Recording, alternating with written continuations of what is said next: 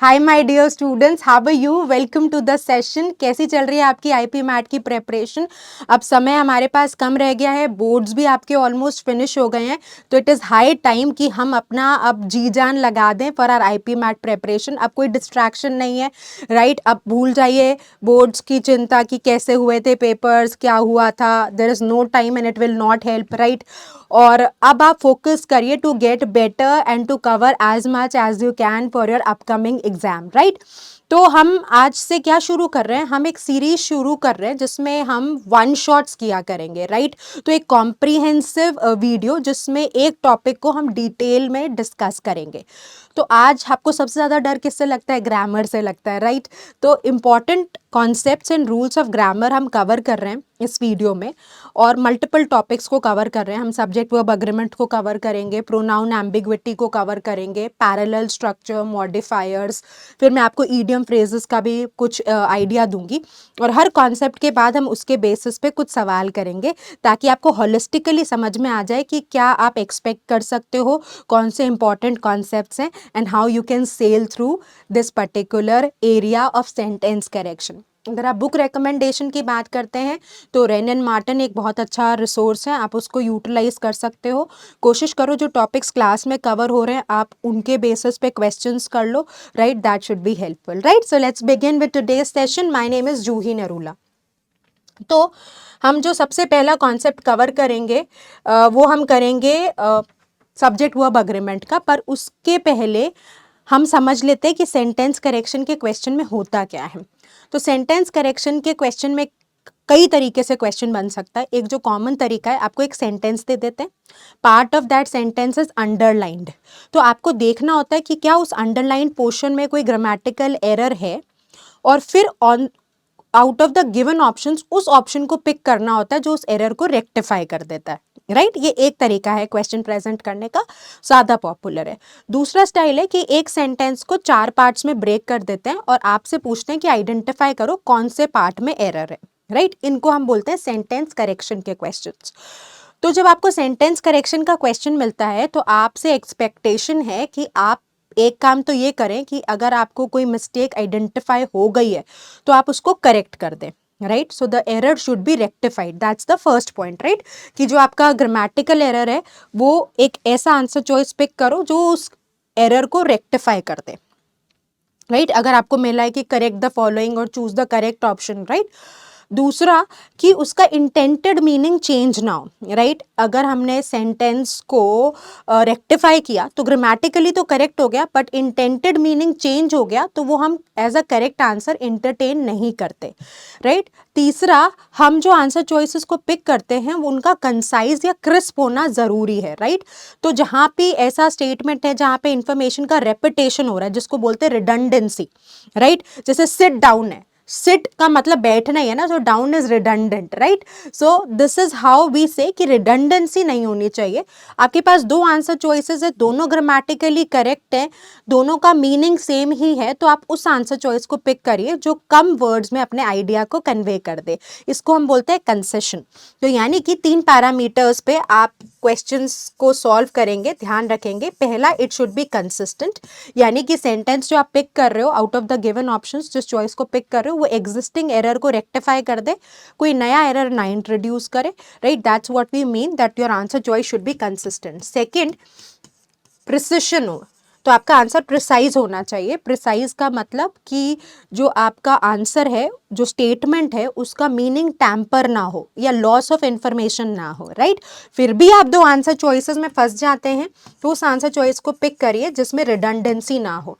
Order को same रखेंगे, ऐसा नहीं कि आपने सबसे क्रिस्प आंसर चॉइस को पिक कर लिया, उसमें लॉस ऑफ इंफॉर्मेशन भी और ग्रामेटिकली इनकरेक्ट भी है, राइट? सबसे पहले ग्रामेटिकली करेक्ट होना चाहिए, फिर प्रिसिशन को चेक करिए, फिर कंसेशन को चेक करिए, ठीक है?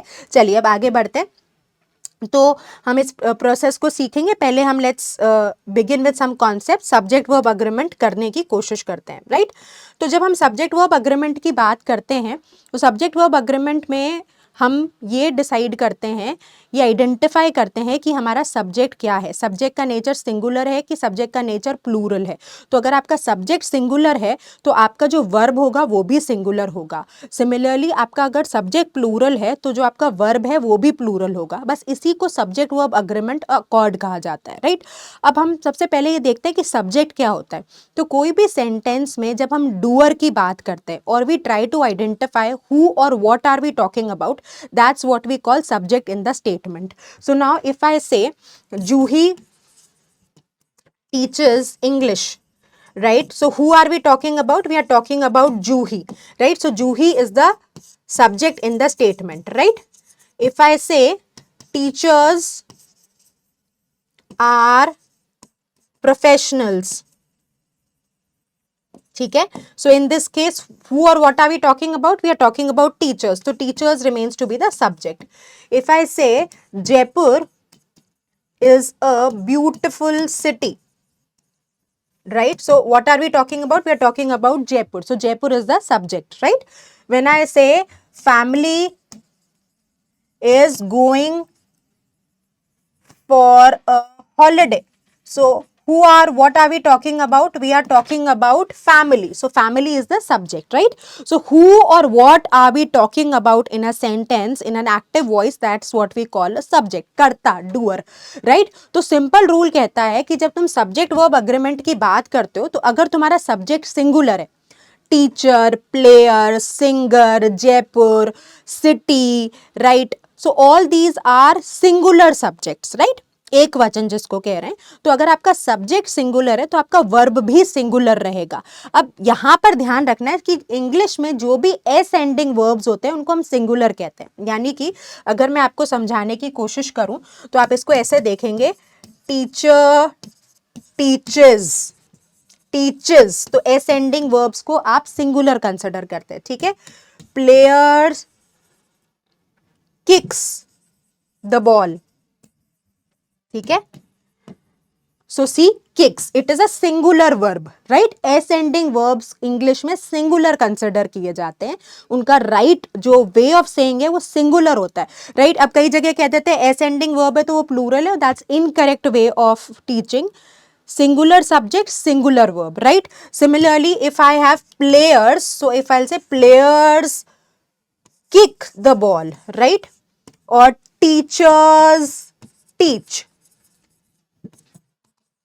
So this is a plural subject. So we have a plural verb, right? So we have a plural subject, we have a plural verb, right? We have a singular subject, we have a singular verb, right? We have a singular subject, we have a singular verb, right? We have a plural subject, we have a plural verb, right. So that's what we mean by subject verb agreement. तो इसको क्या कहते हैं? Subject verb accord भी बोलते हैं। तो अगर आपको कहीं सब्जेक्ट वर्ब अकॉर्ड वाला टर्म मिल जाए तो घबराना मत, we are talking about subject verb agreement, right. So simple सा रूल है कि सब्जेक्ट और वर्ब आपस में अग्री करना चाहिए। अगर सब्जेक्ट सिंगुलर है तो वर्ब भी सिंगुलर होगा, सब्जेक्ट प्लूरल है तो वर्ब भी प्लूरल होगा, राइट।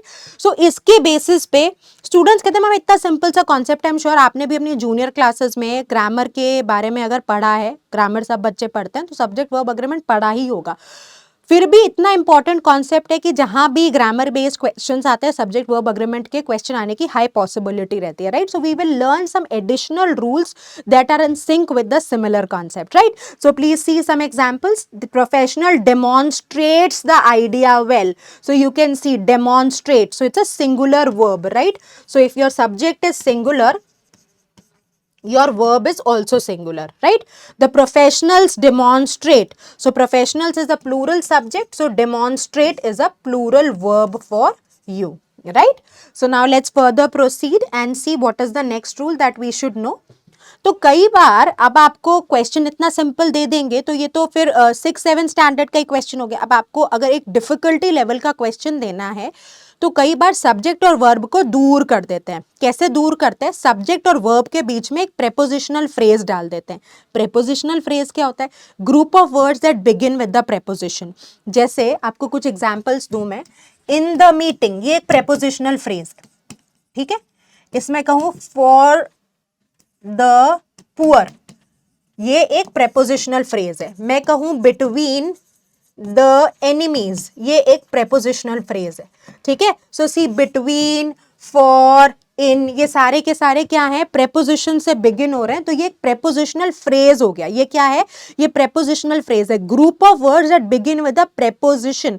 प्रेपोजिशन क्या होती है, इन, ऑन, इनटू, अपॉन, इन सबको हम प्रेपोजिशन कहते हैं। प्रेपोजिशन का रूल क्या होता है, to show the relationship, right. So if you come to this particular sentence, देखिए, the danger with many products is that they harm children. तो मेरा सब्जेक्ट इस केस में डेंजर है। Who or what are we talking about, right. और यहां पर जो इसके एसोसिएटेड वर्ब है वो इज है, पर सब्जेक्ट को हमने क्या किया, वर्ब से दूर कर दिया। कैसे, by adding this prepositional phrase, right. इस प्रेपोजिशनल फ्रेज को हमने जैसे ही ऐड किया, उससे क्या हुआ कि मेरा जो सब्जेक्ट है वो वर्ब से दूर हो गया। तो जैसे ही मेरा सब्जेक्ट और वर्ब के बीच में डिस्टेंस आया, तो मैं अब कंफ्यूज हो जाऊंगी। मैं इनकरेक्टली, गलत तरीके से, कई बार स्टूडेंट्स क्या करते हैं, प्रोडक्ट्स को आइडेंटिफाई कर लेते हैं एज द सब्जेक्ट, जबकि ये सब्जेक्ट नहीं है। एक सेंटेंस में मल्टीपल नाउन्स हो सकते हैं, पर सब्जेक्ट एक ही होगा। तो हमेशा सब्जेक्ट को वर्ब से अग्री करवाना है। तो क्या होता है कि अगर हम सब्जेक्ट वर्ब के बीच में एक प्रेपोजिशनल फ्रेज डाल देते हैं, जैसे इस केस में डाला, तो स्टूडेंट्स कंफ्यूज हो जाते हैं और प्रोडक्ट्स को सब्जेक्ट मान के प्रोडक्ट्स के साथ आर लिखाते हैं, जो ग्रामेटिकली करेक्ट नहीं होता, इनकरेक्ट होता है, right. So your subject is singular, what is the subject, danger. Prepositional phrase में जो भी नाउन आएगा उसका इन्फ्लुएंस वर्ब पे नहीं होगा। So if your subject is singular, the verb is singular. Similarly ये देखिए example, several polls on this particular problem.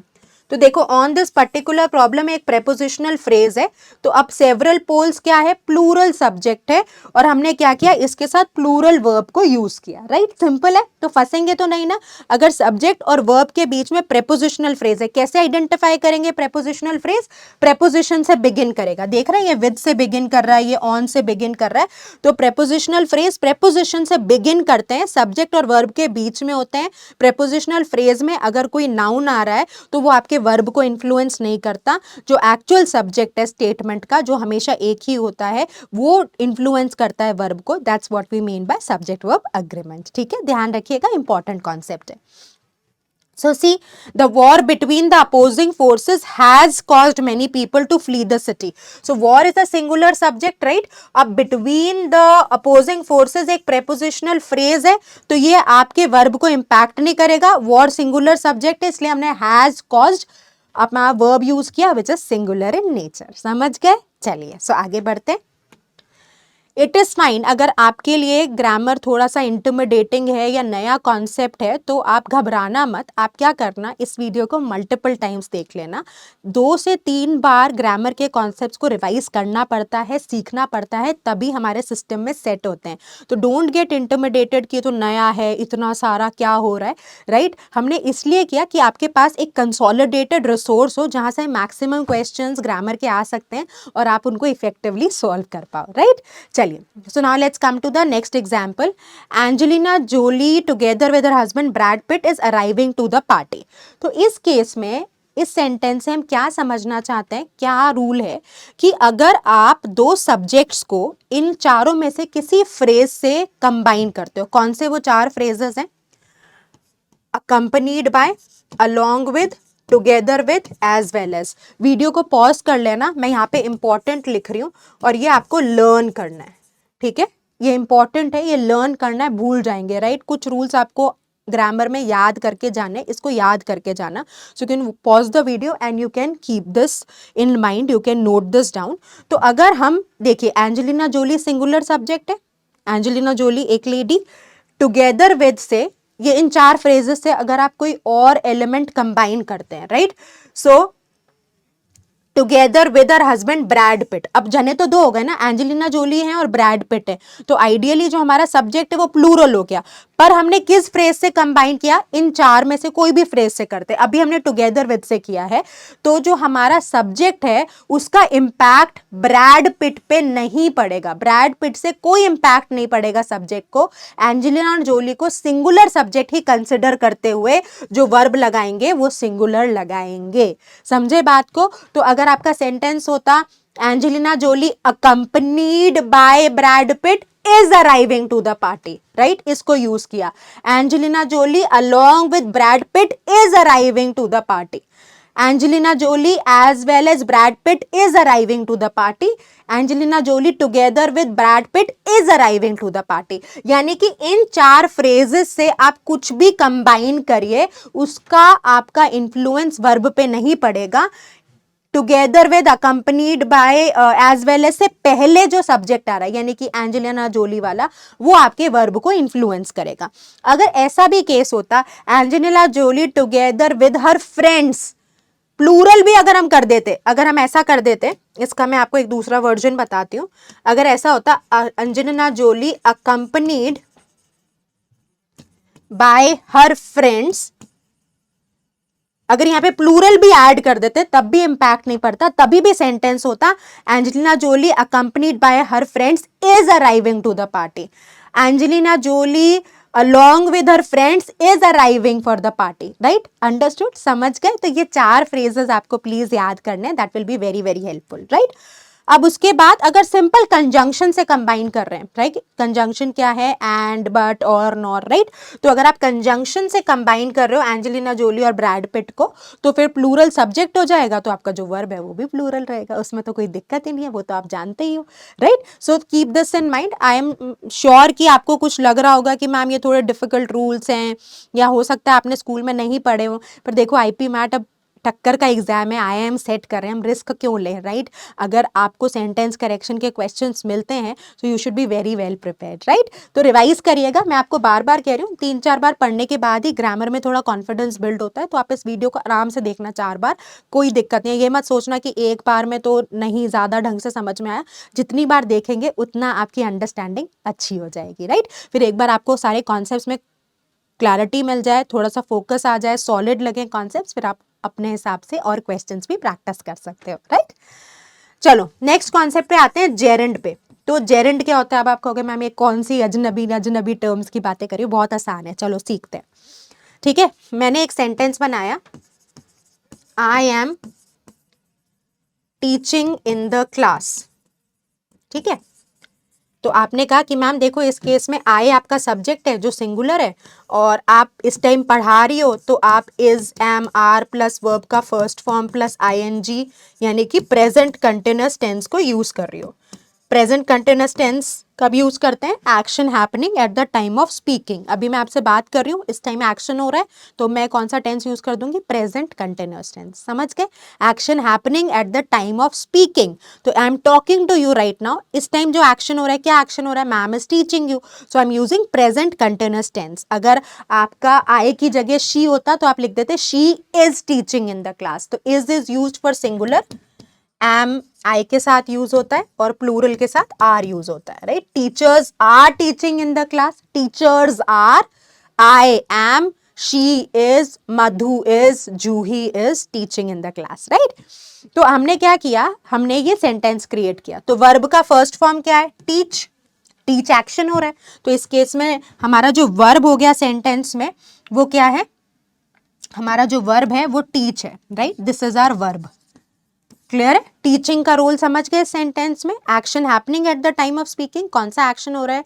Teaching का एक्शन हो रहा है, राइट। तो आपने प्रेजेंट कंटिन्यूअस टेंस यूज करा। वर्ब कौन सा है? टीच है, ING लगाया, इज, MR लगाया, ताकि प्रेजेंट कंटिन्यूअस का आप एक्सप्लेनेशन यूज कर सको। प्रेजेंट कंटिन्यूअस हम टेंस कब यूज करते हैं? उन एक्शंस को आइडेंटिफाई करने के लिए, डिस्क्राइब करने के लिए जो हो रहे हैं eight the time of speaking. Clear है? यहां तक जच गई बात। सब्जेक्ट क्या था? आई था। आई एम टीचिंग इस केस में हमारा वर्ब हो गया, राइट। टेंस हमारा प्रेजेंट कंटिन्यूअस हो गया। कहानी क्लियर है? अब मैं एक दूसरा सेंटेंस बनाती हूँ। अब मैंने सेंटेंस बनाया, टीचिंग इज माई पैशन, ठीक है। मैंने सेंटेंस बनाया, टीचिंग इज माई पैशन। अब what are we talking about? आप कहोगे मैम टीचिंग की बात कर रहे हैं।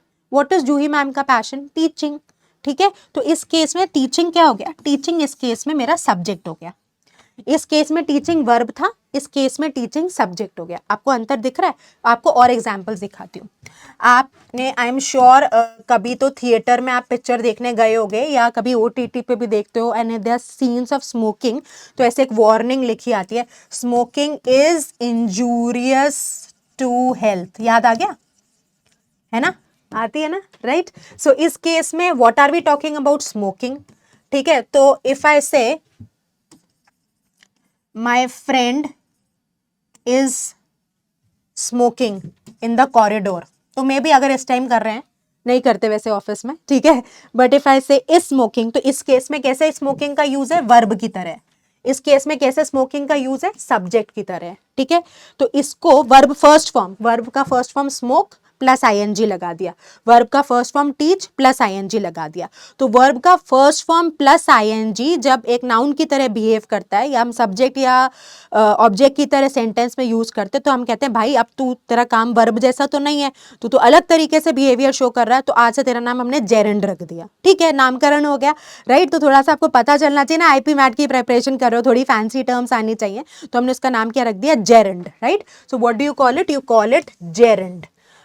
और कहते हैं जब भी हम जेरेंड को एज अ सब्जेक्ट यूज करेंगे, वर्ब सिंगुलर रहेगा। वो तो आपने देखा है, smoking kills, teaching is my passion, right? Smoking is injurious to health, आपने ये भी एग्जांपल पढ़ा होगा, smoking kills.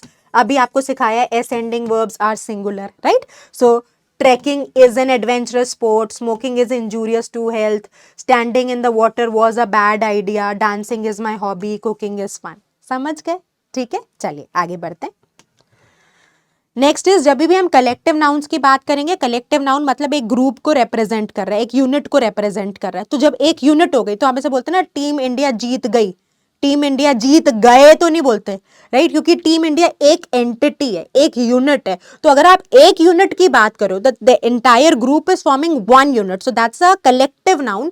Collective noun where we are representing a group. So whenever we are using collective nouns, the verbs are usually singular in nature, right?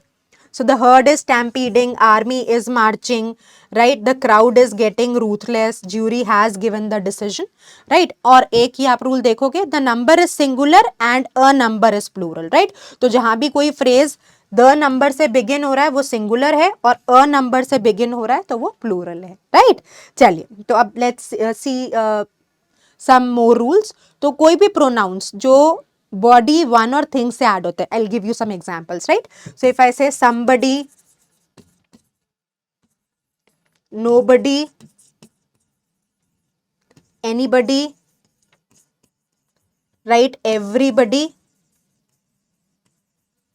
ठीक है? See this, तो ये और rather something, nothing, anything, everything, someone, no one, anyone, everyone, right? So all these are considered to be singular in nature. So when I say somebody is coming to meet us, तो हमने somebody use किया, इसको singular consider करेंगे, ठीक है? Nobody is willing, nothing is impossible, someone has to take the initiative, ठीक है? So this is how whatever pronouns that end with body, one or thing, these are considered to be singular. तो अगर इनको singular consider करो तो associated verb भी singular रहेगा, ठीक है? चलिए आगे बढ़ते हैं। So let's take a look at this. ये द नंबर वाला एग्जाम्पल था, ये हम एग्जाम्पल नहीं था, तो we are basically showing you in an example. The number is singular and a number is plural, right? So take a look at this. So the number को मैंने कहा सिंगुलर है, सो देख रहे हो, the number, I told you the number is considered singular. इसी rule का ये एप्लीकेशन है क्वेश्चन में, ताकि आपको क्लैरिटी मिल जाए। The number of candidates chosen for the glorious engineering internship। अब देखो, ऑफ से लेकर इंटर्नशिप एक प्रेपोजिशनल फ्रेज हो गया, तो सब्जेक्ट और वर्ब कितना दूर चला गया, right? So number of candidates में be the subject, right? Number of candidates chosen for the, right? तो अब द नंबर है, तो आपको क्या बताया था? द नंबर इज सिंगुलर, तो हैव तो प्लूरल वर्ब होता है, यानी कि we can eliminate this, we can eliminate this, right?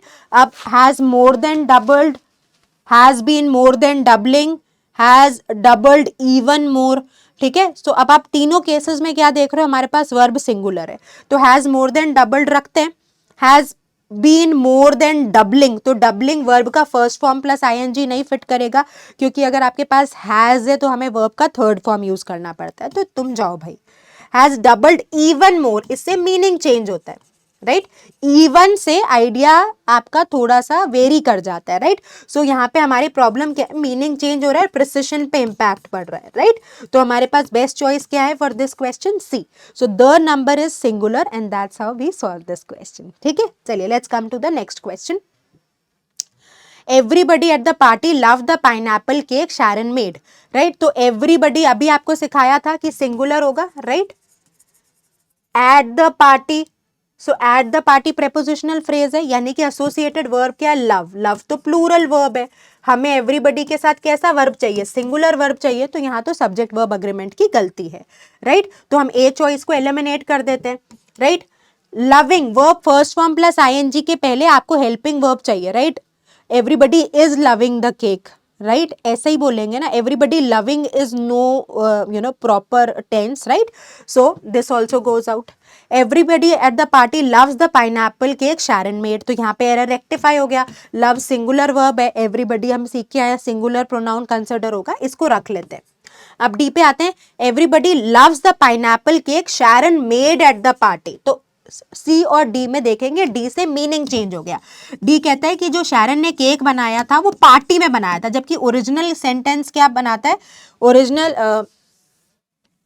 Sentence ये बोलता है कि शैरन ने जो केक बनाया था वो सबको पार्टी में पसंद आया, right. So can you see this is changing the meaning of the sentence, so that is the reason this choice goes out and we will pick C as the right answer.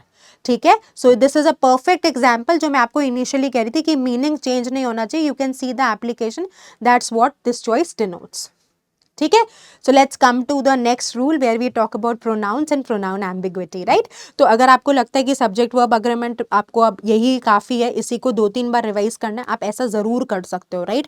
Multiple times इसी part को देख लो जब तक आपको clarity नहीं आती, 2-3 times. Grammar requires revision, right, नया concept है, so it will take time. आपको लगता है कि नहीं, यू आर फाइन, आपने सब्जेक्ट वर्ब अग्रीमेंट पहले पढ़ रखा है और आप आगे बढ़ सकते हो, तो आप प्रोनाउंस वाला पार्ट देख सकते हो, ठीक है। नहीं तो आप सब्जेक्ट वर्ब अग्रीमेंट कंप्लीट करना, वापस वीडियो में आना, फिर प्रोनाउंस देखना, ठीक है। This video is really really crucial, और हमने इसीलिए स्टार्टिंग में कर दिया ताकि आपके पास एम्पल टाइम रहे वीडियो को मल्टीपल टाइम्स देखने का, कॉन्सेप्ट्स को रिवाइज करने का, ठीक है।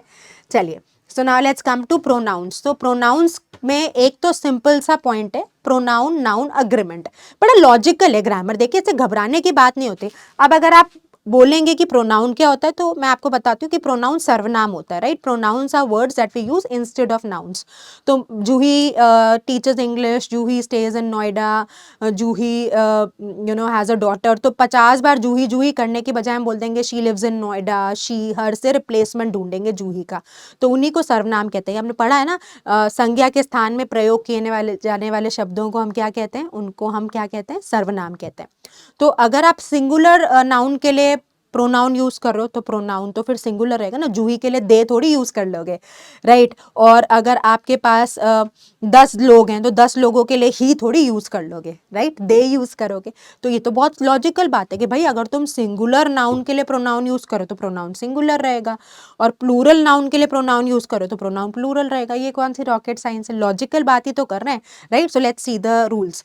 So everyone should do their homework, अभी मैंने आपको सिखाया था एवरीवन सिंगुलर है, राइट। ऐसे देख रहे हो कैसे आपको फंसा सकते हैं। तो एवरीवन इज सिंगुलर, तो आप देयर नहीं यूज कर सकते, आपको हिज और हर यूज करना है। बड़ा कॉमनली आस्क्ड क्वेश्चन है, कॉमन ट्रैप, ठीक है।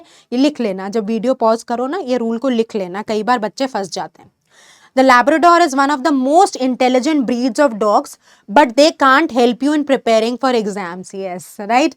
So, out of all the breeds, हम एक breed की बात कर रहे हैं. Out of many breeds, Labrador is one of the breeds, right? So, Labrador will be considered singular, and that is the reason हम they नहीं use करेंगे. We will use it. हाँ, animals के लिए आप it use कर सकते हैं. ठीक है? So, please be careful. इस तरीके से बच्चे commonly फंस जाते हैं. अब अगर आपके पास दो सिंगुलर नाउन्स हैं, जैसे इस सेंटेंस में देखिए, ऑफिसर भी सिंगुलर है, इंस्पेक्टर भी सिंगुलर है ना, ऑफिसर भी सिंगुलर, इंस्पेक्टर भी सिंगुलर, और आपने क्या किया, उन सिंगुलर नाउन्स के पहले या तो आप ईच लगा दीजिए या एवरी लगा दीजिए, ठीक है। जैसे मैंने इस केस में एवरी लगाया, every officer and every inspector. तो अगर आप दो सिंगुलर नाउन्स को एंड से कंबाइन करते हो और उन नाउन्स के पहले आप एवरी या ईच लगा देते हो, तो उस सेंटेंस में आप सिंगुलर प्रोनाउन को यूज करते हो। वापस सुनो, आपने ऑफिसर को कंबाइन किया किसके साथ? ऑफिसर को आपने इंस्पेक्टर के साथ कंबाइन किया, किसकी मदद से किया? एंड की मदद से किया। जो भी आपने नाउन कंबाइन किया ऑफिसर और इंस्पेक्टर, उससे पहले या आप ईच लगा दीजिए या एवरी लगा दीजिए। इस ऑफिसर के पहले एवरी लगाया, इस इंस्पेक्टर के पहले एवरी लगाया, तो सेंटेंस में जो आप प्रोनाउन यूज करेंगे वो सिंगुलर यूज करेंगे, ठीक है। ध्यान रखिएगा, क्योंकि अब आपको क्या है, अगर basic simple noun pronoun agreement पूछेंगे सवाल बहुत आसान हो जाता है, तो कहीं ना कहीं आपको परेशान कर सकते हैं वो, ठीक है। चलिए, जब आप कोई नेगेटिव आइडिया को एक्सप्रेस करते हैं, right, there is a negative idea, किसी को पनिशमेंट मिल रहा है या राइट किसी को इंजरी हो गई, तो कोई भी नेगेटिव आइडिया जब आप प्रेजेंट करते हैं, तो जब आप पर्सनल प्रोनाउंस की बात करते हैं, मैं आपको सिखाती हूँ कि पर्सनल प्रोनाउन क्या होता है। पर्सनल प्रोनाउंस, अगर मैं आपसे बात कर रही हूँ, मैं स्पीकर हूँ, तो I am the person who speaking. मैं आपसे बात कर रही हूँ तो मैं फर्स्ट पर्सन हूँ। आपसे बात कर रही हूँ, आप मेरे लिसनर हो, आप सेकंड पर्सन हो, राइट। और आपसे सपोज करिए मैं विराट कोहली की बात कर रही हूँ, तो विराट कोहली थर्ड पर्सन हो गए, ठीक है। वापस देखिए, मैं स्पीकर हूँ, जो बात करता है, जो बोलता है, वो फर्स्ट पर्सन है, ठीक है। जैसे I am speaking with you, so I am the first person. आप मेरे लिसनर हो, मैं आपसे बात कर रही हूँ, तो आप सेकंड पर्सन हो गए, राइट। और हम किसी तीसरे के बारे में बात कर रहे हैं, वो थर्ड पर्सन हो गया, ठीक है। तो अगर हम कोई नेगेटिव आइडिया को एक्सप्रेस करते हैं, तो जो सीक्वेंस रहता है वो क्या रहता है? This is the wrong sequence, right. So this is basically the wrong sequence. मैंने इसलिए भी लिखा, इसको रेड से लिखते हैं रादर, ठीक है, कि आपको राइट और रॉन्ग में क्लैरिटी रहे। सो this is wrong and this is right, ठीक है। So you, she and I will be punished for this wrong action. तो यहाँ पे सीक्वेंस कैसा रहना चाहिए जब हम नेगेटिव आइडिया को एक्सप्रेस कर रहे हैं? पहले फर्स्ट पर्सन आएगा, फिर सेकंड पर्सन आएगा, फिर थर्ड पर्सन आएगा। समझ गए? ठीक है। तो कभी किसी नेगेटिव आइडिया को एक्सप्रेस करना है, तो पर्सनल प्रोनाउंस का प्लेसमेंट का ऑर्डर क्या रहता है? पहले तुम गलती मानो, फिर तुम्हारी गलती है, फिर तीसरे की गलती की बात करेंगे, ठीक है। First person, second person, third person, 1 2 3। So whenever we are expressing a negative idea, you can not have any other order. जैसे इस क्वेश्चन में हो रहा है ना, ऑर्डर ऊपर नीचे हो गया पर्सनल प्रोनाउंस का, so this is wrong and this is the right statement. समझ गए? So whenever we are expressing a negative idea, अगर पर्सनल प्रोनाउंस को प्लेस करना है, तो पहले फर्स्ट पर्सन, फिर सेकंड पर्सन, फिर थर्ड पर्सन, ठीक है। चलो अब आगे बढ़ते हैं। अब अगर आपको एक पॉजिटिव आइडिया को एक्सप्रेस करना है, राइट, अब पॉजिटिव आइडिया को भी तो एक्सप्रेस करेंगे, कोई जीत गया, तो इन दैट केस जो सीक्वेंस रहता है वो रहता है second person, second person, third person और फिर फर्स्ट पर्सन। मतलब जब गलत काम किया सबसे पहले खुद क्रेडिट लो, मतलब खुद रिस्पॉन्सिबिलिटी लो, और जब तुमने अच्छा काम किया तो तुम्हारे सबसे एंड में जिक्र होगा। ऐसी लाइफ है यार, क्या कर सकते हैं, right. So second person, third person and first person, ये भी आपको याद रखना है। 2 3 1 is the sequence, so this is the right thing, right. इसलिए मैंने दोनों लिख दिए। कई बार हमें लगता है आई यू एंड शी इसमें क्या गलती है, पर ऐसे गलतियां होती हैं, ग्रामर क्या करें अब, strange language is English, right. चलिए अब आगे पढ़ते हैं। तो कभी भी आप दो सिंगुलर नाउन्स को और से, आइदर और, नाइदर नॉर से कंबाइन करते हो, तो सेंटेंस में प्रोनाउन सिंगुलर रहता है। जैसे रॉबिन और Ronit must do his project, तो रॉबिन और रोनित को आपने और से कंबाइन किया, तो जो आपका सेंटेंस में प्रोनाउन रहेगा वो सिंगुलर रहेगा। लिस्ट याद कर लीजिएगा, कॉमन लिस्ट है, और, आइदर और, नाइदर नॉर, ठीक है। चलिए आगे बढ़ते हैं। जब भी हम पोजेसिव प्रोनाउंस की बात करते हैं, अब ये पोजेसिव प्रोनाउन क्या होता है? जो बिलोंगिंगनेस शो करे, जो पोजेशन शो करे। बहुत सारे एग्जांपल्स देती हूँ तुमको। दिस इज माय कार, ठीक है, it is your umbrella, his bike, her dress, ठीक है। सो माई, योर, हिज, हर, ये सारे क्या है, पोजेशन शो कर रहे हैं। किसकी कार, मेरी कार, किसकी बाइक, उसकी bike, right. So your umbrella, right, all these are what we call them possessive pronouns, जो बिलोंगिंगनेस शो करते हैं। तो ये words in itself belongingness show करते हैं, इसके साथ आप अपोस्ट्रोफी नहीं यूज करते। जिन बच्चों को अपोस्ट्रोफी नहीं पता क्या होता है, मैं आपको समझाती हूँ, ठीक है। तो अपोस्ट्रोफी एक पंक्चुएशन मार्क होता है, जिसके दो रीजंस होते हैं यूज करने के। एक पोजेशन शो करने के लिए होता है, पर ये जब आप बोलते हैं राम्स कार, तो किसकी कार, राम की कार, ठीक है, understood.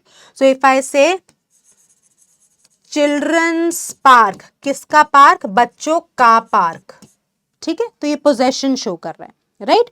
So that's the first use. दूसरा यूज होता है कॉन्ट्रैक्शन का।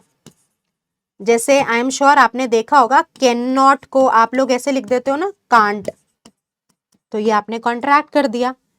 आई एम को आप कैसे लिख देते हैं, आई अपोस्ट्रोफी एम। यू आर को कैसे लिख देते हैं, यू अपोस्ट्रोफी आर ई, ठीक है। इट इज को कैसे लिख देते हैं, इट अपोस्ट्रोफी एस। तो ये अपोस्ट्रोफी के यूसेजेस होते हैं, ठीक है, समझ गए। तो जब हम पोजेशन शो करते हैं तो यूजुअली हम नाउन्स के साथ करते हैं। Coming back to the rule कि आप जो पोजेसिव प्रोनाउंस अगर यूज कर रहे हैं उसके साथ अपोस्ट्रोफी नहीं लेते, क्योंकि ये word in itself possession show कर रहा है, ठीक है। तो यहां पर ये सारी की सारी अपोस्ट्रोफीज इनकरेक्ट होती है। Possessive pronouns do not take apostrophes, ठीक है। चलो आगे बढ़ते हैं। तो अगर आपने क्या किया, एक प्लूरल नाउन और सिंगुलर नाउन को कंबाइन किया, तो जो आप सेंटेंस में प्रोनाउन यूज करेंगे वो प्लूरल यूज करेंगे, ठीक है। जैसे देखिए, मैंने manager which is what, singular, को कंबाइन किया सबऑर्डिनेट से, जो क्या है, प्लूरल। तो सेंटेंस में जो प्रोनाउन यूज होगा वो प्लूरल यूज होगा, ठीक है, सिंपल है। अगर एक सिंगुलर एक प्लूरल को कंबाइन करें तो प्रोनाउन प्लूरल यूज हो जाएगा, सिंपल, ठीक है। चलो, अब हमारा एक कॉमन क्वेश्चन आता है कि ईच अदर और वन अनदर में क्या डिफरेंस होता है। तो अगर दो लोगों की बात हो रही है तो ईच अदर है, ठीक है। Bert and Dorothy are always fighting with each other, दो लोग हैं, ब्रेथ एंड डॉर्थी, राइट। और अगर दो से ज्यादा की बात हो रही है, वो तीन भी हो सकता है, चार भी हो सकता है, हजार भी हो सकता है, तो हम वन अनदर यूज करते हैं, ठीक है। All the countries are always fighting with one another. नहीं पता था ना आपको, चलो अब पता चल गया, ध्यान रखना। Each other is for two and one another is for more than two, right. अब हम एक और कॉन्सेप्ट पे आते हैं जिसको बोलते हैं रिलेटिव प्रोनाउंस। कहीं आपको लगे ना यार ये this is too much of information, so what you can do is you can take a break, right, you can take a break and see the video again. My idea of making one entire video is that you have a consolidated source and you can, instead of watching 10, this is one video which I have to see 10 times, right? So that's the idea. So जब हम relative pronouns की बात करते हैं, relative pronoun क्या होता है पहले ये सिखाती हूँ। So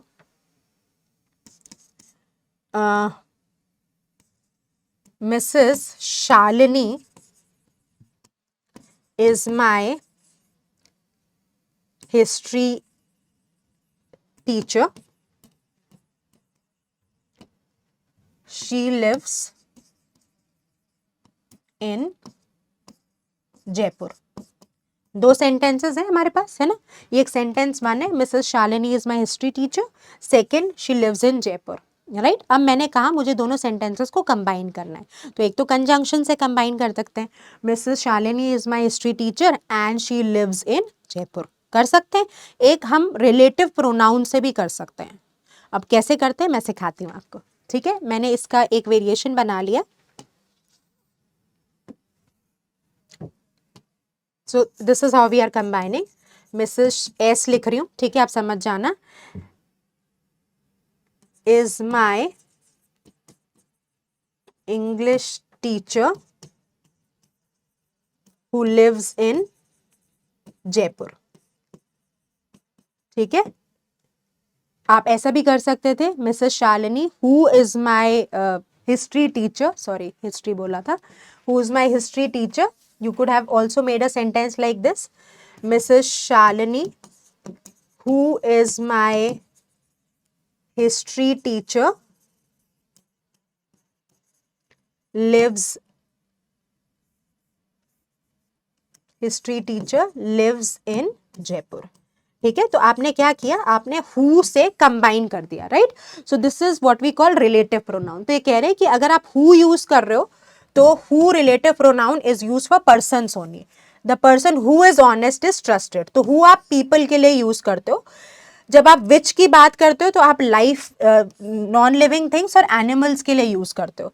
this is the cat which my dad bought. So cat which my dad bought. तो which you can use for animals, right, और for non living things, or you can refer to a previous statement. Like take a look at this example.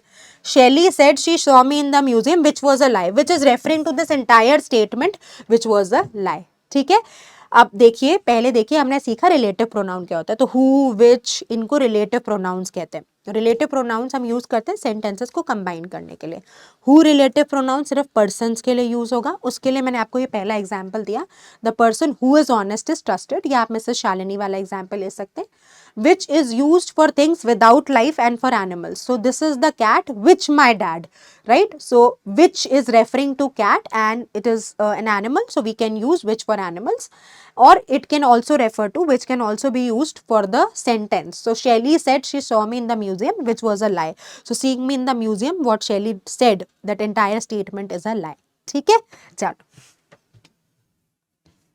अब यहाँ पे एक बड़ा interesting concept है which is called the concept of pronoun ambiguity. क्या बोलते हैं इसको, इसको बोलते हैं pronoun ambiguity. So ambiguity is something which is unclear. ठीक है, जहाँ पे आपको क्लैरिटी नहीं है उसको हम एम्बिगुअस कहते हैं। आपने वो वीडियो देख ली कंफ्यूजिंग वर्ड्स वाली, राइट, उसमें मैंने एम्बिवेलेंट और एम्बिगुअस समझाया है, राइट। तो वीडियोस मिस मत करो जो भी आपके हमारे आईपी मैट वाला के चैनल पे आ रही हैं। There is lot of important things that have been discussed there, right. So ambiguity is something which is unclear. तो अगर हम सेंटेंस में किसी प्रोनाउन को यूज करते हैं तो बाय लॉजिक हमें क्लियरली पता होना चाहिए कि वो प्रोनाउन किस नाउन को रेफर कर रहा है।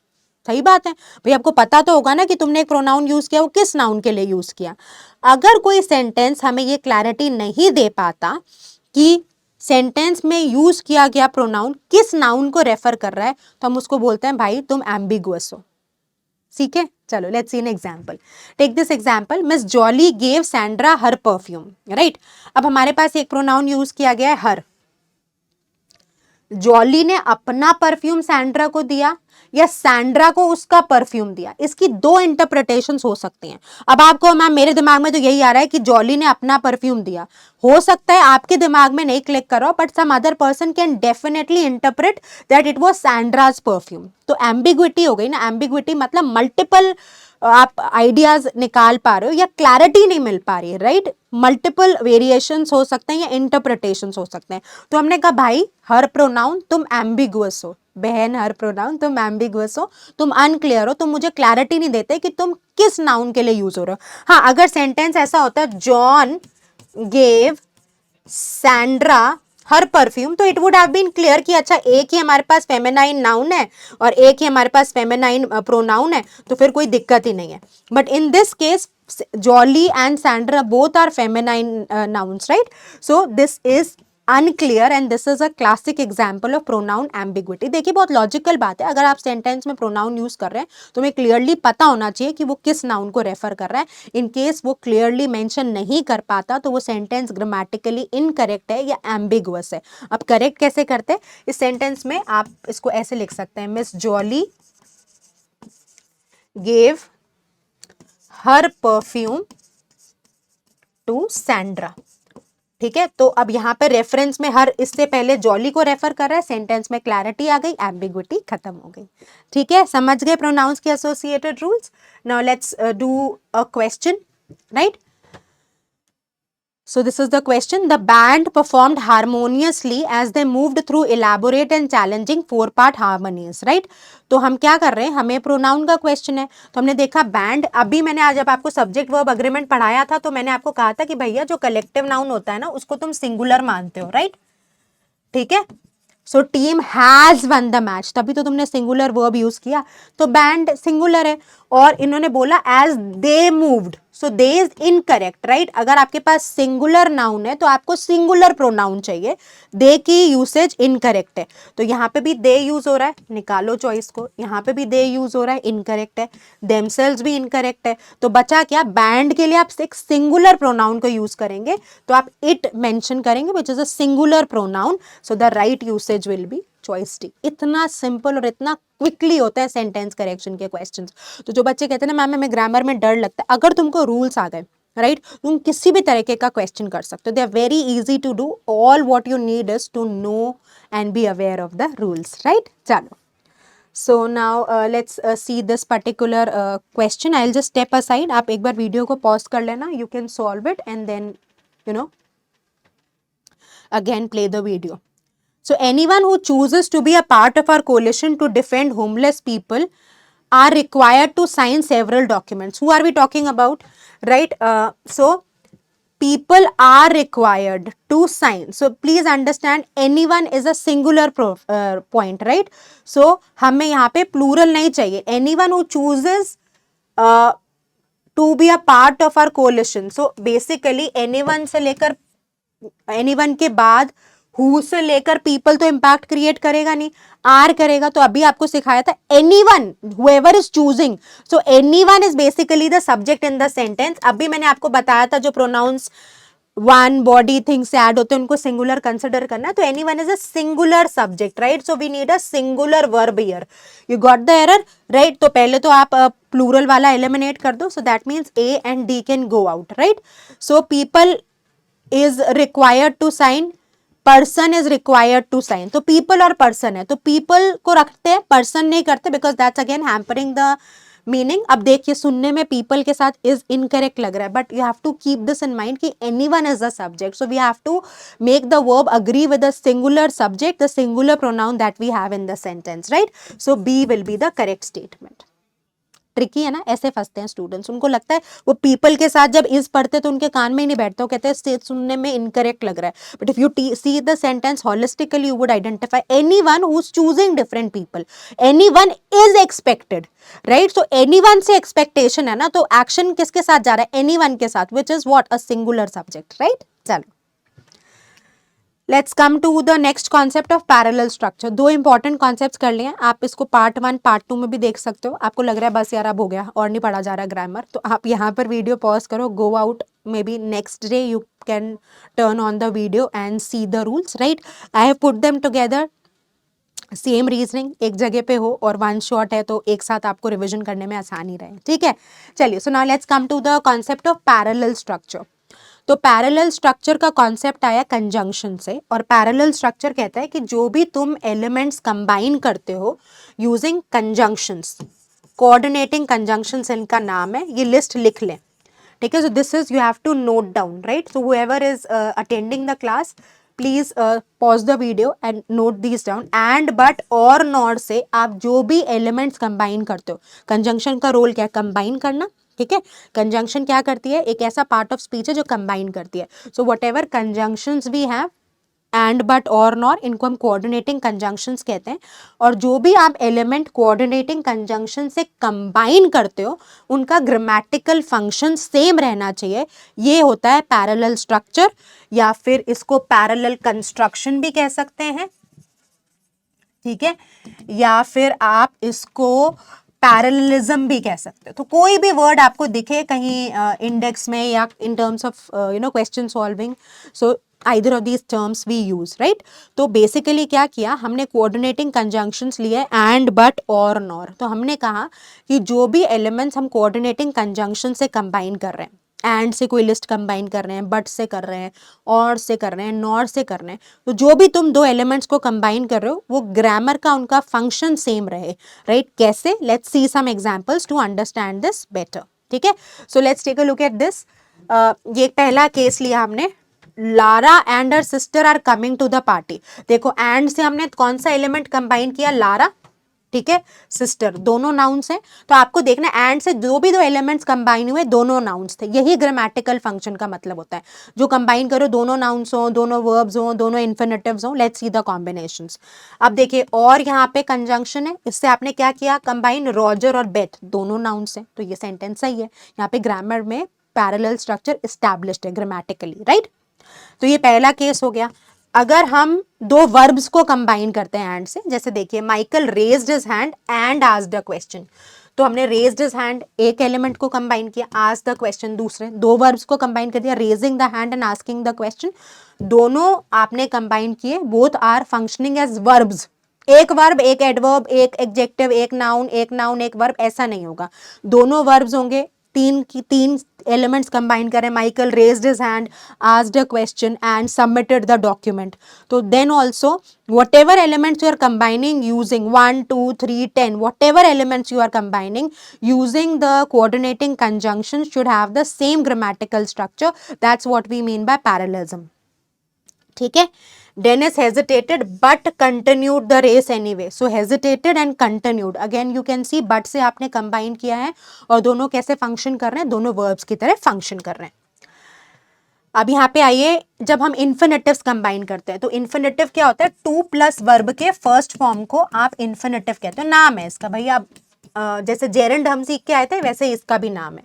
The reporter wants to go and to interview the celebrity, तो एंड से आप क्या कंबाइन कर रहे हैं, to go which is first element, ये भी इन्फिनेटिव है, टू प्लस वर्ब का फर्स्ट फॉर्म गो आ गया, और to interview to plus verb का फर्स्ट फॉर्म आ गया, राइट। सो आप बाद वाले टू को चाहो तो ओमिट कर सकते हो, you can leave that also, वो आप रखोगे तो भी कोई दिक्कत नहीं है, अगर ग्रामेटिकली आप ओमिट करना चाहें तो भी इट इज फाइन।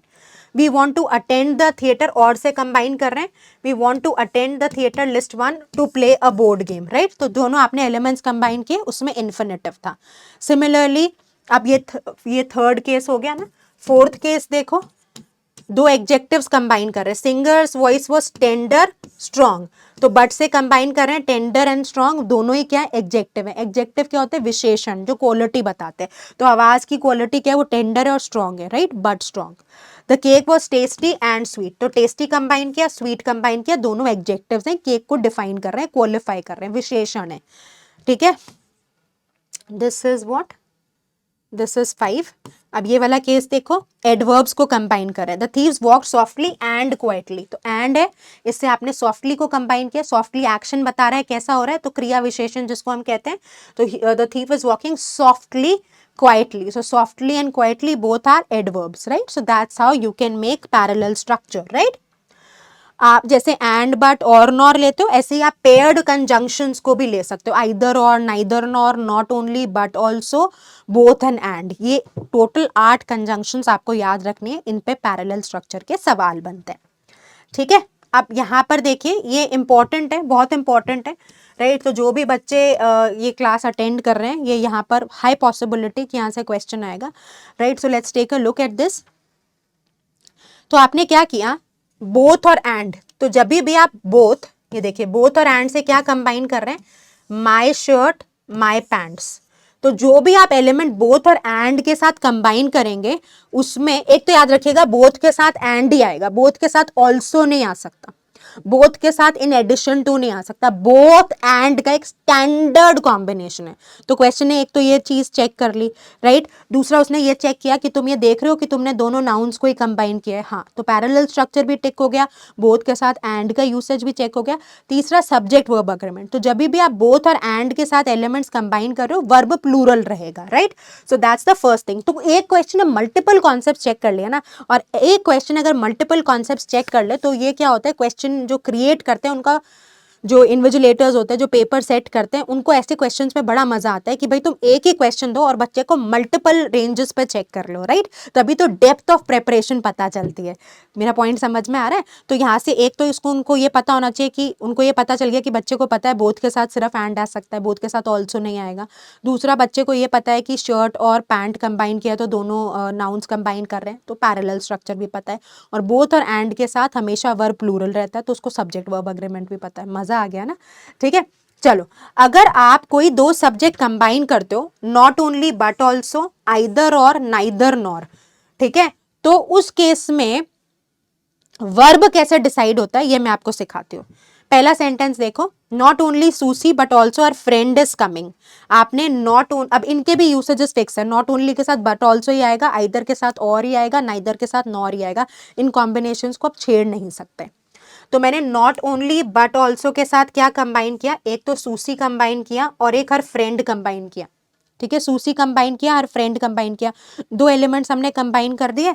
अब दो एलिमेंट हमने कंबाइन किए, वर्ब के नजदीक वाले एलिमेंट का बिहेवियर कैसा है, वर्ब के नजदीक फ्रेंड है, फ्रेंड का नेचर कैसा है, सिंगुलर है कि प्लूरल है, सिंगुलर है मैम, एक फ्रेंड की बात हो रही है, तो वर्ब को सिंगुलर कर दो, राइट। अब इसी सेंटेंस को चेंज किया, not only Susie but also her friends are coming, क्या कंबाइन किया, सूसी और फ्रेंड्स, दोनों नाउन्स हैं, वर्ब के नजदीक नेचर क्या है सब्जेक्ट का, प्लूरल की सिंगुलर, मैम अब फ्रेंड्स हो गया प्लूरल हो गया, तो तुम वर्ब को भी प्लूरल कर दो, ठीक है। तो सेंटेंस में अब ये रूल पढ़ लो, when two subjects are connected by not only but also either or neither nor subject which is closer to the verb, तो इसमें closer to the verb क्या था, friend पहले केस में, that determines whether the verb is going to be singular or plural, तो यहाँ friend singular था, verb singular हो गया, verb के पास वाले subject से हम nature decide करते हैं कि verb singular होगा या plural हो गया, verb के पास वाला subject singular है तो verb भी singular, verb के पास वाला subject plural है तो verb भी plural, बस हो गया, ठीक है। बट कॉन्सेप्ट इंपॉर्टेंट है, ध्यान रखना, बोथ एंड एंड के साथ हमें प्लूरल, हमेशा प्लूरल रहेगा, neither nor but, not only but also, either और के साथ ये रूल इंप्लीमेंट होंगे, ठीक है। चलिए, so let's take a look at this particular sentence, ठीक है, हमें देखना है अंडरलाइन पोर्शन करेक्ट है, अगर करेक्ट नहीं है तो कौन सा ऐसे आंसर चॉइस है जो स्टेटमेंट को करेक्ट बना रही है। The legendary coach stressed 3 points with his players, maintaining a strict training regime पहला, to eat a balance diet दूसरा, एंड आ गया यानी पैरेलल स्ट्रक्चर का सवाल है, एंड टू स्लीप, तो यहां तो बोल रहा है मेंटेनिंग, जेरेंड बोल रहा है, यहां बोल रहा है टू ईट, इधर बोल रहा है टू स्लीप, या तो बोले मेंटेनिंग ईटिंग एंड स्लीपिंग, या बोले to maintain to eat and to sleep, गलती समझ में आ रही है आपको, ग्रामेटिकल फंक्शन सेम रहना चाहिए, तो भाई तुम तीन एलिमेंट कंबाइन कर रहे हो, उधर तुमने मेंटेनिंग बोल दिया, इधर तुम टू ईट बोल रहे हो, उधर तुम टू स्लीप बोल रहे हो, तो यूनिफॉर्मिटी नहीं है यानी पैरेलल स्ट्रक्चर नहीं है, तो भाई इसमें तो हमें मिस्टेक दिखी गई। अब हम चॉइस ए पे आते हैं, 3 points with this players, training diet and sleeping, या प्रिसिशन चला गया, मीनिंग उड़ गया, आधे से ज्यादा सेंटेंस में इंफॉर्मेशन को हमने खा लिया, मैंने शुरू में बताया था ना, अगर नहीं याद आ रहा तो याद कर लो, consistency precision concision, precision impact हो गया, राइट, मीनिंग ये आधा उड़ा दिया तुमने, तो ये तो नहीं काम करेगा। इस पे आते हैं, 3 points, maintaining a strict training, ठीक है, ईटिंग अ बैलेंस डाइट, ठीक है, और स्लीपिंग, ये बिल्कुल ठीक लग रहा है, इसको रख लेते हैं, ठीक है। 3 points with this players, training diet and sleeping, so again this choice goes out. 3 points with this players, a strict training regime, ये ठीक है, a balance diet and sleeping, तो यहाँ पे फिर यहाँ पे गड़बड़ हो गई, and a sleep, so again यहाँ पे लिस्ट गड़बड़ कर गई, so what is the correct answer, B is the correct answer, where parallel structure is maintained, maintaining a regime, eating a balanced diet and sleeping, तो you have to see uniformity रहे, parallelism रहे, right। Let's do one more question, देखो, the veneries of Daza Valley are at once breathlessly vibrant, symmetrical and the green is profound, तो हमने क्या किया, and, तो non underline portion को हमेशा करेक्ट मानना है, तो हमने पहले कहा कि अच्छा breathlessly vibrant adjective, symmetrical adjective, and the green is profound, तो तुम यहाँ पे ग्रीन इज प्रोफाउंड में तुमने तो एक क्लॉज लगा दिया ना, वर्ब भी आ गया, green is profound, so profound हो सकता था, green is profound is not making sense, because now आपने क्या किया, हमने क्लॉज किया जिसके पास सब्जेक्ट भी है वर्ब भी है, तो हमने सब्जेक्ट और वर्ब का क्लॉज नहीं चाहिए हमको, so that is wrong, right. And so profound green, and so redundant हो गया, right, and it's green is quite profound, again हमें क्लॉज नहीं चाहिए, इट इज प्रोफाउंडली ग्रीन नहीं, एंड प्रोफाउंडली ग्रीन, तो we have just sticked to adjectives and created a list, ठीक है। चलिए, so now next concept is of misplace modifier, इसका एक छोटा वीडियो मैं पहले भी बना चुकी हूँ, right, we are doing this again on YouTube, but बढ़िया है, जितनी बार रिवाइज करेंगे उतना हमारा कॉन्सेप्ट सॉलिड होता जाएगा, right. So let's see what are modifiers, तो मॉडिफायर्स क्या होते हैं, डिस्क्रिप्टिव फ्रेजेस होते हैं, क्या होते हैं, ऐसे फ्रेजेस मतलब ग्रुप ऑफ वर्ड्स जो डिस्क्रिप्शन ऑफर करते हैं, जो डिस्क्राइब करते हैं, क्वालिफाई करते हैं, उसको हम बोलते हैं मॉडिफायर। और मॉडिफायर का रूल होता है कि भाई वो जिस भी वर्ड को एक्सप्लेन कर रहा है ना भाई, तो उसके बगल में रहे, पहले रहे या बाद में रहे, but you should be near by to the term that you are trying to explain, right, either you come in front or you come in behind, your choice, और whatever the sentence the author is creating, but be around, right, हाथ पकड़ के चलो, चाहे ये वाला हाथ पकड़ो चाहे ये वाला हाथ पकड़ो, बट हाथ पकड़ के चलना है उस वर्ड का मॉडिफायर को जिसको वो एक्सप्लेन करना चाह रहे हैं. Let's see some examples. Gazing out of the window, Ross missed the homework. So gazing out of the window is a modifier जो किसको point out कर रहा है, रॉस को. तो रॉस का उसने हाथ पकड़ लिया कि Ross you are gazing out of the window and I am explaining you, right? So this is what we call a modifier, a descriptive phrase, a phrase group of words that offer a description, right? और जिस term को describe कर रहे हैं उसके आजू बाजू में रहना है, आजू में या बाजू में, दोनों जगह नहीं रहना, ठीक है. Invented by Edison the bulb. So what was invented by Edison? Bulb. So invented by Edison is a modifier. और किसको इन्वेंट किया, किसको डिस्क्राइब कर रहा है, क्या इन्वेंट किया एडिसन ने, बल्ब को. तो बल्ब के लिए invented by Edison is a modifier. हाथ पकड़ के चल रहा है, right. So that's what is modifier. ठीक है. तो अब क्या होता है, कई बार जैसे if you take a look at this particular sentence, she read from her new book wearing glasses. तो कई बार मॉडिफायर ना हाथ छोड़ के भाग जाता है, वो कहता है बाय बाय. तो भैया तुम हाथ नहीं छोड़ के भाग सकते, अगर तुमने हाथ छोड़ दिया तो तुम्हारी पोजीशन गलत हो जाएगी और तुम फिर क्या बन जाओगे, मिसप्लेस्ड मॉडिफायर. कैसे, let's C. She read from her new book wearing glasses. तो वेयरिंग ग्लासेस मॉडिफायर है. एक हाथ छोड़ के कहाँ आ गया, बुक के पास आ गया. बुक चश्मा पहनती है क्या, नहीं ना, शी. तो who is wearing the glasses, she. तो वेयरिंग हर ग्लासेस वाले मॉडिफायर को किसके पास होना चाहिए, शी के पास होना चाहिए था. हाथ छोड़ के वो कहां चला गया, बुक के पास चला गया, which is making the intended meaning go wrong. Book can not wear the glasses, she is wearing the glasses. तो सेंटेंस को आप कैसे रेक्टिफाई करेंगे, मॉडिफायर को बोलो भाई तू साथ जा जिस टर्म को तू एक्सप्लेन कर रहा है. तो इसको पकड़ा हमने कहा go to your right place. wearing her glasses, she read from her book. So this is how we are sorted. समझ गए. Modifier अगर is not next to the term, it is tending to modify, then it is a misplaced modifier. The placement has become wrong. कैसे correct करेंगे, modifier को उस term rearrange करिए sentence को जिससे मॉडिफायर आ जाए उस टर्म के नजदीक जिसको वो मॉडिफाई कर रहा है. ठीक है, चल. जैसे एक और एग्जाम्पल पढ़ो. The farmer wanted to hire someone to take care of his horse who does not smoke और ड्रिंक. तो हु डज नॉट स्मोक और ड्रिंक मतलब ऐसा घोड़ा, उसके लिए फार्मर एक हेल्प ढूंढ रहा है अपने घोड़े के लिए जो स्मोक और ड्रिंक नहीं करता. जबकि इंटेंटेड मीनिंग क्या है कि जो हेल्प हो वो स्मोक और ड्रिंक ना करे. तो मॉडिफायर गलत जगह भाग गया ना, तो फिर मीनिंग चेंज हो गया. नाउ दिस ओरिजिनल सेंटेंस, ये जो सेंटेंस लिखा हुआ है, हॉर्स कैन नॉट ड्रिंक और smoke, have you seen any, I have not, right. So let's come to the rectification. तो तुम मॉडिफायर को उठाओ, कहो भाई तू किसको मॉडिफाई कर रहा है, समवन को कर रहा है. So come right next to someone. So farmer wanted to hire someone who does not smoke और drink to take care of his horse. Interesting है ना. ग्रामर आप ऐसे इतना मुश्किल नहीं है जितना आप समझते हो. अब इतने कॉन्सेप्ट सीख लिए, एक और सीखो. इस कॉन्सेप्ट का नाम है डैंगलिंग मॉडिफायर. इसका नाम क्या है, डैंगलिंग. अब ये क्या करता है, डैंगलिंग मॉडिफायर में मॉडिफायर तो होता है प्रेजेंट, पर किस वर्ड को समझाना होता है वो ही नहीं होता सेंटेंस में. Let's see an example. जैसे while sleeping the phone rang. So while sleeping, मेरे पास एक मॉडिफायर तो है, पर कौन सो रहा है ये सेंटेंस में एलिमेंट ही नहीं है, तो सेंटेंस को सुधारूं कैसे मैं, राइट. तो मैंने देखा while sleeping the phone rang, so I am trying to identify who is sleeping. Phone can not sleep. Now don't come with the stupid joke कि मैं, मेरा फोन तो सो गया था, मैंने स्लीपिंग मोड में डाल दिया था. No, phone can not sleep. Who is sleeping we do not know. तो आप कहते हो सेंटेंस में एक सब्जेक्ट इंट्रोड्यूस कर देते हो, वो आपको गिवन ऑप्शंस में मिलेगा जिससे क्लैरिटी मिल जाती है कि while sleeping is referring to what. So while sleeping, while I was sleeping the phone rang, right, while Sherry was sleeping the phone rang, while Sneha was sleeping the phone rang. तो हमें पता चल गया कौन sleep कर रहा है subject introduce करने से, और एरर आपका रेक्टिफाई हो गया. ठीक है, चलो. So reading a book by the window my cat jumped on to my lap. So in this case reading a book by cat, तो बुक नहीं पढ़ रही, नहीं. जैसे घोड़ा स्मोक और ड्रिंक नहीं कर सकता, कैट भी नहीं कर सकती रीड. ठीक है, आपकी कैट करती हो तो अलग बात है, बट नो. ठीक है, बट सेंटेंस में who's reading the book, so we are introducing a subject.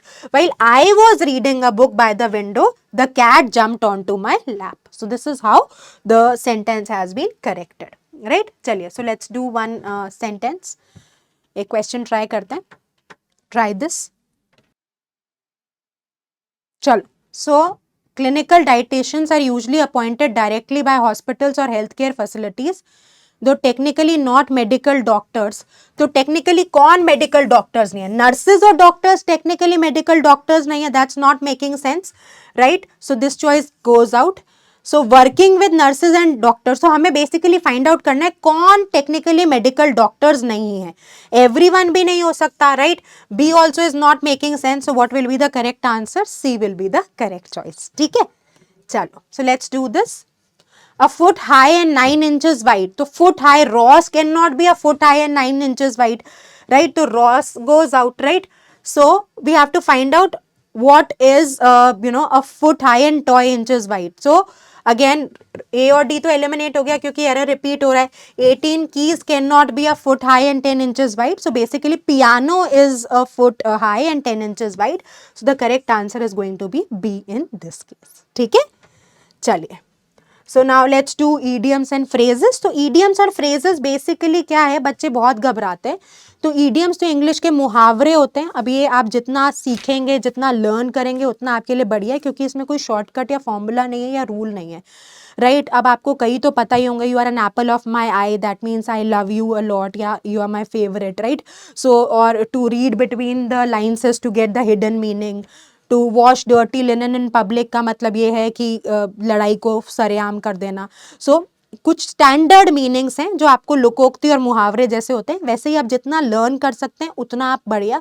रेनन Martin उठा लीजिए. ऐसा मत टारगेट रखिए कि सारे के सारे करने हैं, पर दिन के 15-20 अगर आप याद करना शुरू कर देंगे, so that will help you. Now there is no other trick that can be taught. मतलब कोई एक फॉर्मूला नहीं है. इससे जितना आप रीड करेंगे उतना बढ़िया, राइट.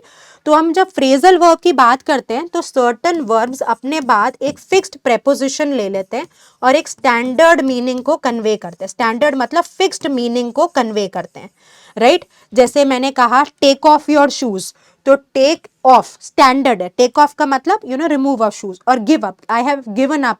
गिवन अप मतलब हार मान लेना, राइट. या मेकअप या ब्रेक डाउन या ब्रेकअप, तो इसका फिक्स्ड मीनिंग है. तो कई बार आपसे पूछ लिया जाता है कि आपको पता है कि गिव के बाद कौन सा प्रेपोजिशन लगेगा जिससे आइडिया क्लियर हो. Again there are so many phrasal verbs and there cannot be a way to teach. It's just that you have to learn. आप जितना encounter करेंगे, जितना पढ़ेंगे, उतना आप बेहतर होते जाएंगे, right. जैसे अगर आपको question आ गया इस तरह के का, translators must not only understand the literal sense of words they are translating but must be able to, right. So यहाँ पे पहले तो देखिए not only का usage है, तो you should know not only के साथ but also use होगा, right. So I've given you a clue. अब इस question को आप as a homework question करना and figure out what is the right usage, right. चलिए. सो बाय लीप्स एंड बाउंड्स का मतलब क्या होता है? इसका अगर मैं आपसे पूछूं what is the meaning, so by leaps and bounds का ईडियम का मतलब होता है when you are growing very fast, right. So may you grow in leaps and bounds, right.